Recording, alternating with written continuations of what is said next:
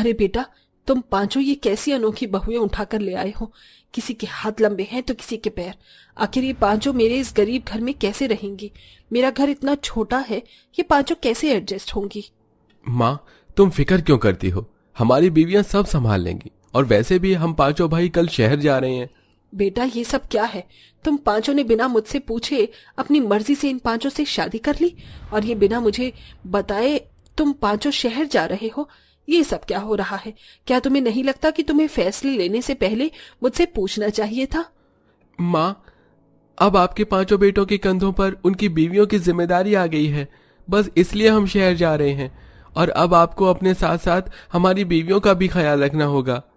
और हमें माफ कर दो माँ, क्योंकि न हमने आपसे कुछ पूछा और ना ही आपको कुछ बताया। माँ जी, क्या आप हमसे इतनी नाराज हैं कि आप हमारा गृह प्रवेश भी नहीं करवाएंगी?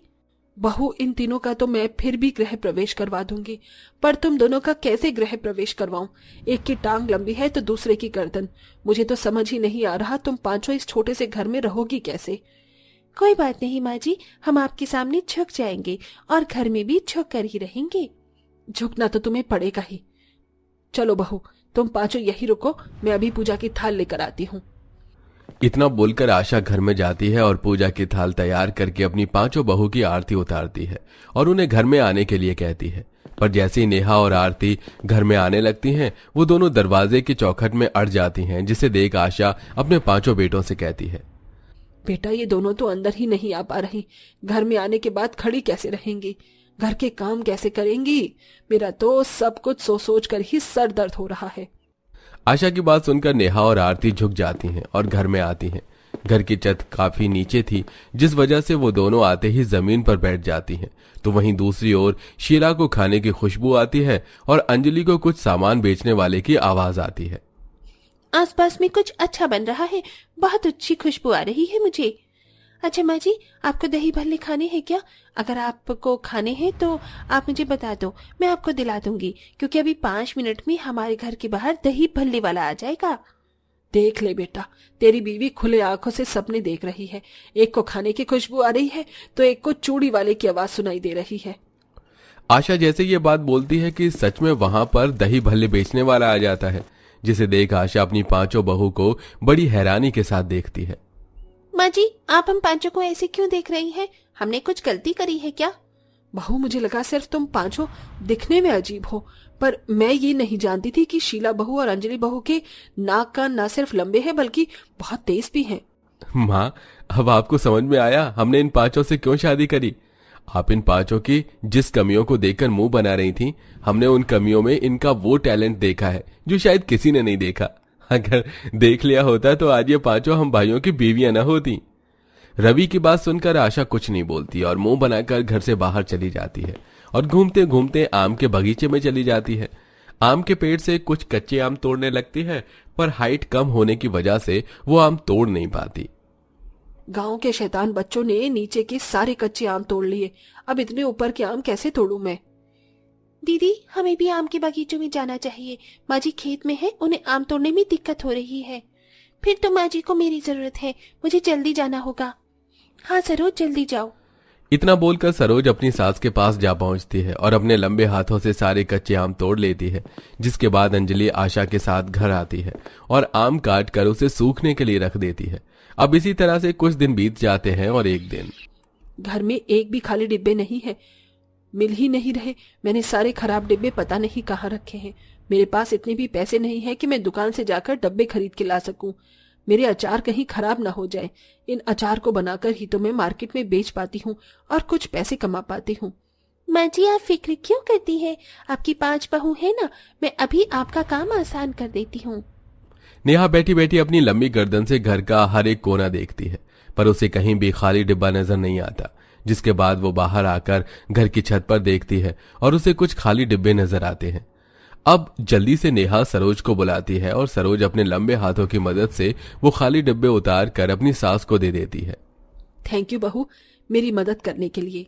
माँ जी, इसमें धन्यवाद बोलने जैसी कोई बात नहीं है, और मेरी गर्दन लंबी है तो इसका थोड़ा सा तो फायदा हम उठा ही सकते हैं।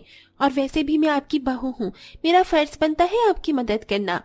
वैसे बहू, मैंने तुम पांचों को जितना बेकार समझा था, तुम सब उतनी बेकार हो नहीं। तुम पांचों दिल की बहुत अच्छी हो और घर के काम भी बहुत अच्छे से कर लेती हो। माँ जी, हमें खुशी है कि आपने हमें अपना लिया। हाँ बहू, तुम पांचों ने मेरा दिल जीत लिया।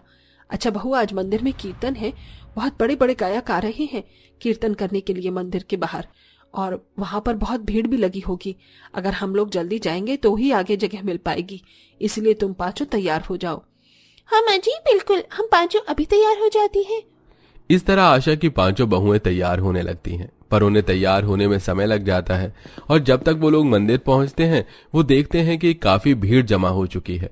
और क्योंकि आशा की हाइट बहुत कम थी, इसलिए उसे मंदिर में हो रहा प्रोग्राम नजर नहीं आता। बहू, मैंने तुम पांचों से कहा था समय से तैयार हो जाओ, पर फिर भी तुम पांचों ने मेरी एक नहीं सुनी। देखो मंदिर के बाहर कितनी भीड़ लगी हुई है, और पीछे खड़े होने की वजह से अब मुझे कुछ नजर ही नहीं आ रहा। पर माँ जी, मुझे सब नजर आ रहा है। बहू, तुझे तो सब नजर आएगा ही। तूने अपने पैर देखे हैं? हाँ माँ जी, मुझे मालूम है कि मेरे पैर बहुत लंबे हैं, पर आप फिक्र मत करो, मैं आपको ऊपर उठा लेती हूँ, फिर आपको भी सब नजर आएगा। क्या बहू, तू मुझे ऊपर उठाएगी? अरे लोगों ने देखा तो क्या सोचेंगे? माँ जी, आप इतनी दूर से आई हैं यहाँ का कीर्तन देखने के लिए, इसलिए ये सब मत सोचो। इतना बोलकर आरती अपनी सास को ऊपर उठा लेती है और आशा मंदिर में हो रहे कीर्तन भजन को आराम से देखती है। अब इसी तरह से कुछ महीने बीत जाते हैं और पांचों बहू इसी तरह से घर के सारे काम करती और आरती की मदद करती। ऐसे ही एक रात आशा के पांचों बेटे गांव वापस आ रहे होते हैं, पर घर से कुछ दूरी पर एक ढाबे के बाहर ही कुछ गुंडे उन पांचों को घेर लेते हैं। अरे देख, तेरे पास जो कुछ है चुपचाप से सब निकाल और हमें दे दे, वरना हम तेरा खेल यहीं खत्म कर देंगे। माँ जी, हमारे पांचों पति गांव में आ चुके हैं और वो पांचों मुसीबत में हैं। उन्हें कुछ गुंडों ने घेर लिया है और उनके आसपास से बर्तन की आवाज आ रही है, पर मुझे समझ नहीं आ रहा कि वो पांचों कहाँ हैं। हमें जल्दी से जाकर उनकी मदद करनी होगी। मुझे खाने की खुशबू आ रही है, हो ना हो वो आसपास के किसी ढाबे के पास हैं। तुम सब रखो, मैं घर के बाहर जाकर देखती हूँ कि हमारे पति कौन से ढाबे के बाहर हैं। इतना बोलकर नेहा घर के बाहर जाती है और अपनी लंबी गर्दन की मदद से अपनी पांचों पतियों को ढूंढती है, और वो देखती है कि अगली गली में ही एक ढाबे के बाहर उनके पांचों पति हैं, जहां गुंडे उनसे उनका सामान छीन रहे हैं। ये देख नेहा अपने परिवार से कहती है, माँ जी, हमारे पति अगली गली में जो भुक्कड़ का ढाबा है ना, वहां पर हैं। हमें जल्दी से चलना चाहिए, उन्हें हमारी मदद की जरूरत है। इस तरह आशा अपनी पांचों बहू के साथ उस ढाबे पर आती है और वहां जाते ही सरोज अपने लंबे हाथों की मदद से उन गुंडों को पकड़ लेती है और आरती अपनी लंबी टांगों से उन गुंडों को इतना जोर के लात मारती है कि वो सारे गुंडे वहां से काफी दूर जाकर गिरते हैं। इस तरह पांचों बहू मिलकर अपनी पतियों की रक्षा करती हैं और वो सब सही सलामत घर आ जाते हैं। बहू, आज तुम पांचों ने कमाल कर दिया। मैंने कभी सोचा भी नहीं था कि मुझ गरीब को इतनी तेज बहुएं मिलेंगी। आज मैं बहुत खुश हूँ। माँ, आपके चेहरे की खुशी साफ साफ बयां कर रही है कि आपने अपनी पांच बहू को कब का अपना लिया है। हाँ बेटा, मैंने अपनी पांचों बहू को अपना तो लिया था, पर अब मेरी पांचों बहुएं मेरी आंखों का तारा बन चुकी हैं। मैं अपनी पांचों बहू को सर आंखों पर रखूंगी। उस दिन के बाद से आशा अपनी पांचों बहू की बहुत इज्जत करती है और उनकी हर बात मानती है। तो वहीं आशा की पांचों बहुएं भी अपनी सास की खूब सेवा करती हैं।